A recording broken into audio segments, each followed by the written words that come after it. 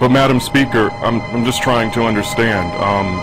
If you don't buy health insurance, you go to jail? Well, you didn't answer my question. I think the legislation is very fair in this respect. And we're going to tell her to take her health care bill back to hell where it came from.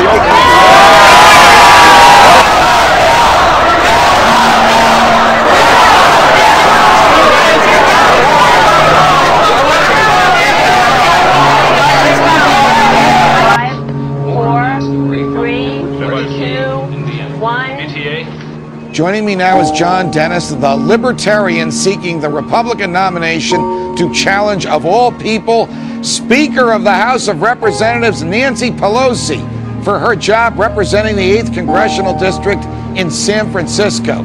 Here's how I think your message can resonate. John, I mean, she is the biggest of the big government folks in all of Washington. She is the farthest left of all the central figures in this administration.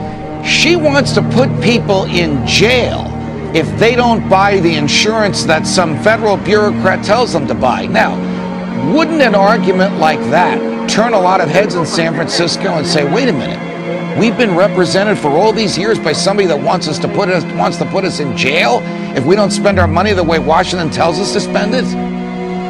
I know, and you know, it's the outrage has never ceased to end.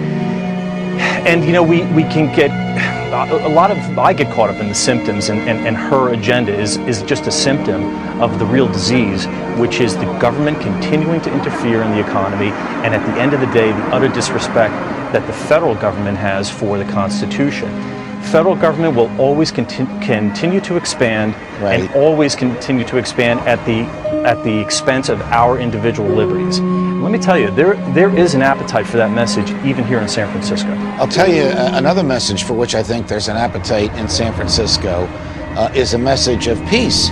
I mean, she supports an undeclared, unlawful, immoral, fruitless war in Afghanistan simply because the head of her party, who's also the president of the United States of America, is in favor of this because he ran on this so he'd have some street cred with the pro-war voters in the country.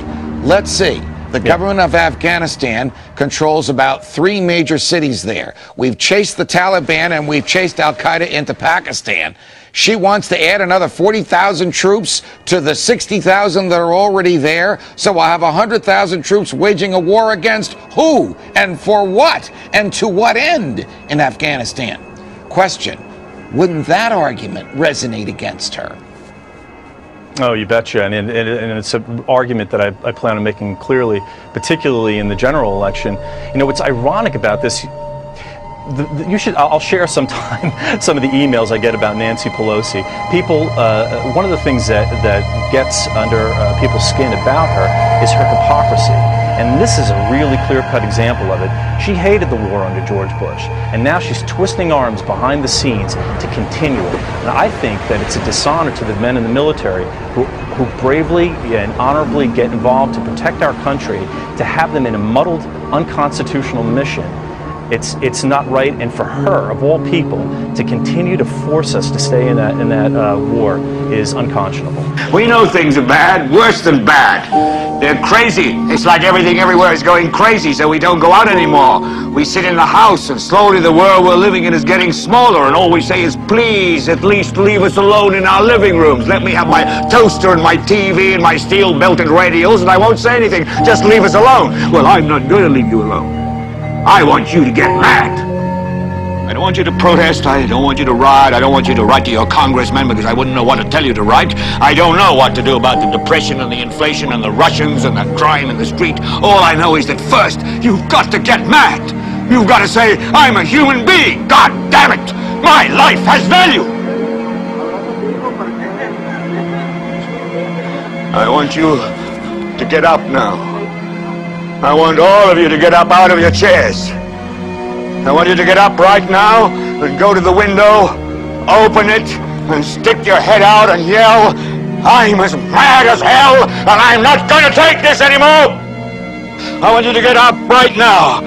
Get up, go to your windows, open them, and stick your head out and yell, I'm as mad as hell, and I'm not going to take this anymore. Things have got to change.